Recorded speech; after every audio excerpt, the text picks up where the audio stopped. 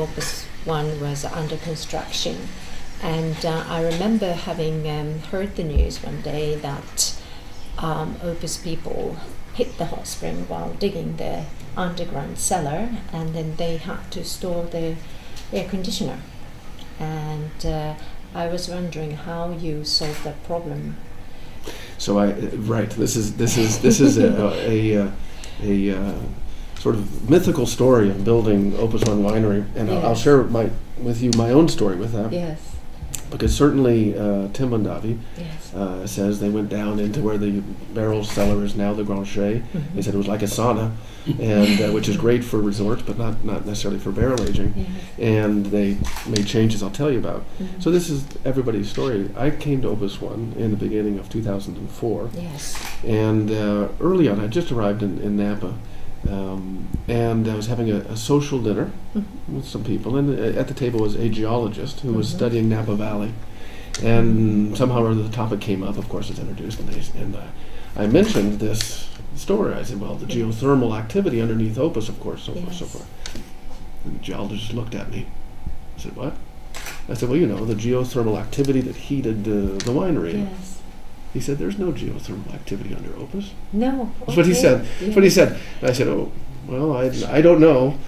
And I left it at that. It was very, and to this day, we used the temperature control that was installed at the time. Yes. Almost not at all.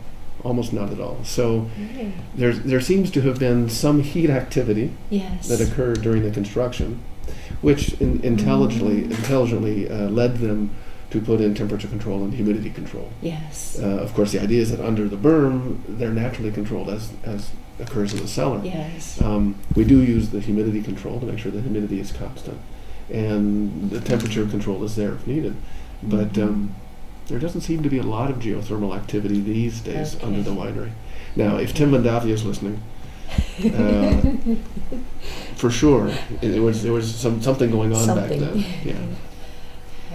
I heard there kind of a local rumor that you see that in the same area there's one winery called Sequoia Grove. Right. They have a very natural underground cellar. They don't need air conditioning or anything. So they're so close. I mean, by car perhaps only like a minute and a half or 2 minutes distance. So that obviously Opus should have been able to do that too, but they hit the hot spring type of thing. So local people really reacted to this. That's right. Yes. That's right. Well, it's very much part of the lore of how Opus One was built. And again, when the winery was constructed at the end of the 80s and 1990s, yes, people hadn't seen such a structure built, and so again, there was plenty of opinions around the building, and that story is there. I haven't spent time to try and get to the bottom of it, but I certainly know that Tim and the people who were there, I wasn't there, yes, felt it necessary to put the material in, and now I know that we use the temperature control very little.